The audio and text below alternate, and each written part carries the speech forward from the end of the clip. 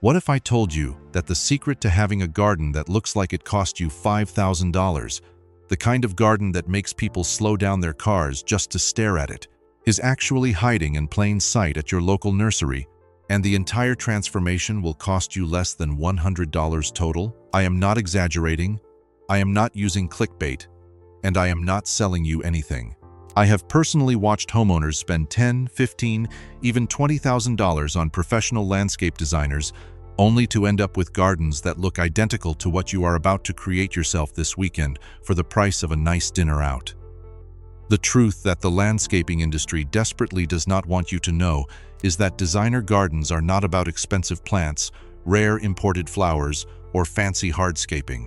They are about 5 specific, ridiculously affordable, easy-to-find plants that, when combined correctly, create an effect that looks so polished and intentional that strangers will assume you hired a professional. In the next few minutes, I am going to walk you through the exact 5-plant combination that designers use over and over again, the precise way to arrange them, and the secret pricing trick that keeps your total under $100. And stick with me until the very end, because the 5th plant is the one most people forget, and it is the absolute key to making the whole design look professional instead of amateur. Make sure you are paying close attention, because this video could literally save you thousands of dollars. Number 1. Boxwood.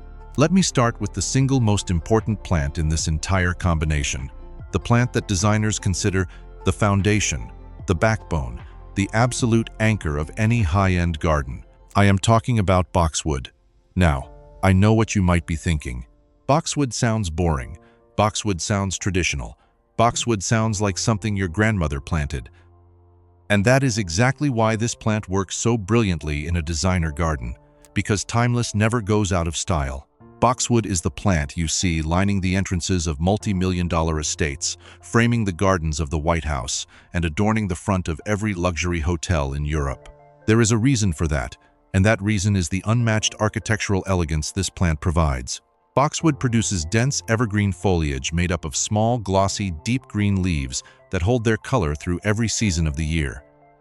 Even in the dead of winter, when everything else in your garden has turned brown and gone dormant, boxwood stands there looking polished, intentional, and expensive. It can be left to grow naturally into a soft, mounded shape, or it can be trimmed into clean geometric forms like spheres, cones, cubes, or low hedges. This flexibility is exactly what makes it the designer's secret weapon. You can change the entire look of your garden simply by changing how you shape your boxwood. Here is the pricing trick that keeps this affordable. Skip the large, expensive specimen plants at the front of the nursery and head straight to the back where they sell small 1-gallon boxwoods. A small boxwood will cost you somewhere between $8 and $12, while a large specimen of the exact same plant can run you $80 to $200. The small ones will grow into full-sized plants within just 2 to 3 years, and you can plant 3 small boxwoods for the price of 1 big one. Patience here saves you literally hundreds of dollars, and the plants you grow yourself from small sizes will actually be healthier and better established than larger specimens that were heavily root-pruned at the nursery. For this combination, you want to buy 3 small boxwoods. Look for varieties like wintergreen, green velvet, or green mountain, which are all cold-hardy, deer-resistant, and reliably evergreen. Wintergreen handles harsh winters beautifully. Green velvet has a naturally rounded shape that requires minimal pruning. Green mountain grows in a naturally pyramidal form that looks elegant even when left completely unpruned. Plant them in a triangular formation or in a straight line depending on the shape of your bed. Space them about 3 feet apart so they have room to grow into their full size without competing with each other. Mulch them well, water them deeply once a week for the first growing season, and after that, they are essentially maintenance-free for the next 20 to 30 years. If you are loving this kind of practical, money-saving design advice, I have so much more coming your way, so make sure you are set up to catch every new video I release. Number 2. Catmint. Now we move on to the second plant, the one that is going to provide the soft, billowing, romantic counterpoint to the structured formality of your boxwood. This is the plant that takes a garden from looking stiff and overly manicured to looking effortlessly elegant and full of life. I am talking about catmint, specifically the variety known as Walker's Low. Despite its name, Walker's Low does not actually stay particularly low. It grows into beautiful mounded shapes, about 2 feet tall and 3 feet wide, but the name comes from the place it was originally bred, not from its size. This is a plant that absolutely every high-end designer keeps in their toolkit because it solves so many problems at once. Catmint produces clouds of tiny lavender blue flowers that float above silvery green aromatic foliage from late spring all the way through fall. The flowers attract bees, butterflies, and hummingbirds in droves, but they also repel deer, rabbits, and most garden pests, making this plant both beautiful and incredibly practical. The soft purple-blue color of catmint flowers is what designers call a recessive color, meaning it visually pushes back into the distance, which makes your garden look deeper, larger, and more sophisticated than it actually is. This is one of the oldest tricks in professional garden design, and most homeowners have absolutely no idea it even exists. For this combination, you want to buy 2 catmint plants in 1-gallon containers, which should cost you about $8 to $12 each. Plant them in front of your boxwoods or weaving between them, creating that gorgeous contrast between the tight, structured form of the boxwood and the soft, flowing mound of the catmint. The plants will fill out quickly, often doubling in size within a single growing season. After their first flush of flowers in early summer, shear them back by about 1/3 with hedge shears, and they will reward you with a second wave of blooms that lasts well into autumn. This single trick of cutting them back after the first bloom is something most home gardeners never do, and it is the difference between a catmint that looks tired and ragged by August and one that looks fresh and full of flowers all the way until October. Catmint loves full sun, tolerates drought beautifully, and thrives in almost any well-drained soil. It is genuinely one of the most forgiving plants in existence, which is why it is perfect for anyone trying to create a designer look without designer-level gardening experience. It does not need fertilizing, it does not need babying, and it does not need expensive amendments. Just stick it in the ground, water it for the first few weeks, and walk away. Within a few months, you will have a plant that looks like it has been there for years. One more designer secret about catmint. When you plant it in front of boxwood, the silvery foliage of the catmint actually makes the deep green of the boxwood look even richer and more vibrant by contrast, which is exactly the kind of subtle, intentional pairing that high-end designers spend years learning to do well. Number 3. Ornamental grass. Combination plant number 3 is the element that, more than any other single plant in this entire design, takes your garden from looking like a typical suburban landscape to looking like something out of an architecture magazine. This is the plant that adds movement, sound, vertical drama, and that critical sense of modern sophistication that defines contemporary high-end design. I am talking about ornamental grass, and, specifically, I am recommending Karl Forster feather reed grass.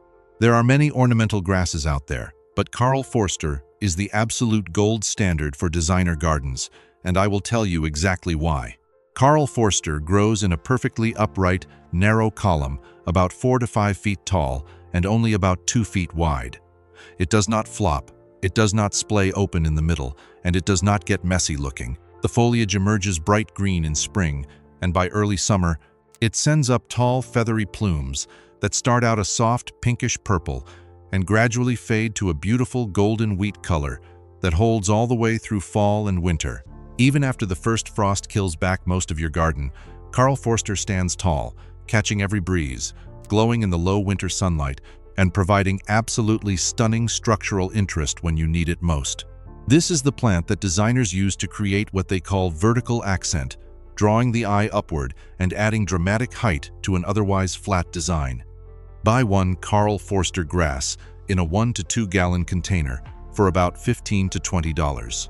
Plant it at the back of your bed if your garden is viewed from one side, or right in the center if your garden is viewed from all sides. This single grass becomes the anchor point that the entire rest of the design revolves around. The contrast between the tight evergreen mounds of boxwood, the soft purple cloud of catmint, and the tall vertical lines of Karl Forster creates exactly the kind of layered, intentional, professionally designed look you see in magazine spreads. Here is a professional designer secret about Karl Forster that almost no homeowner knows. The plumes catch low-angle sunlight in the most magical way, especially in the early morning and late evening. If you position your Karl Forster so that the rising or setting sun hits it from behind, the entire plant glows like it has been lit from within. Designers obsess over this kind of light interaction, and they call it backlight planting. By thinking about where the sun rises and sets in your yard and positioning your tallest plants accordingly, you can create those breathtaking glowing moments that make a garden feel truly magical. Karl Forster also needs almost no maintenance whatsoever. Cut it back to about 6 inches tall in late winter, just before new growth starts in spring, and that is the entire maintenance schedule for the year. It does not need staking, dividing, fertilizing, or fussing over. By the way, if you are finding real value in these design breakdowns, I would absolutely love to keep showing up in your feed with more content like this every single week, because there is so much more I want to share about creating beautiful gardens on a budget. Number 4. Black-eyed Susan. Now we come to plant number 4, the one that is going to bring sunshine, energy, and that critical pop of warm color that prevents your garden from looking too cool, too purple, and too one-dimensional. Every great designer knows that a balanced garden needs both cool tones and warm tones working together, and this 4th plant is your warm tone superstar. I am talking about Black-eyed Susan, scientifically known as Rudbeckia. This is one of the most beloved, most reliable, and most universally adored perennials in all of North America. And there is a very good reason for that. Black-eyed Susan delivers absolutely everything you could possibly want from a flowering plant. The flowers are bright golden yellow daisies with prominent dark chocolate brown centers, and they are produced in massive quantities from midsummer all the way until the first hard frost of fall. A mature Black-eyed Susan plant can have dozens of flowers blooming at the same time, creating a literal explosion of golden color that lights up the entire garden. The flowers are also fantastic for cutting and bringing indoors, where they last for over a week in a vase. After the flowers fade in late fall, the dark seed heads remain on the plant, providing food for goldfinches and other songbirds, and adding architectural interest right through winter. The variety I recommend is Goldsturm, which is the most widely available and most reliable Black-eyed Susan on the market. Buy 3 plants in 1 quart or 1 gallon containers for about $5 to $8 each. Goldsturm has been a Perennial Plant Association award winner, and it is the variety that professional designers and botanical gardens use over and over again because of its absolutely reliable performance year after year. Plant them in a triangular grouping in front of your Karl Forster grass, where the golden yellow flowers will create a stunning contrast against the soft wheat color of the grass plumes. The combination of warm gold against soft tan is one of those magical color pairings that looks rich, harmonious, and incredibly sophisticated. Black-eyed Susan also pairs beautifully with the lavender blue of catmint, creating that complementary color contrast where yellow and purple sit directly across from each other on the color wheel, making each other look more vibrant and more alive. This is exactly the kind of intentional color theory that separates designer gardens from regular gardens. And now, you know the secret. Black-eyed Susan is also one of the toughest perennials you can plant. It laughs at drought, ignores poor soil, and shrugs off heat and humidity that would kill more delicate plants. It is deer-resistant, rabbit-resistant, and almost completely pest-free.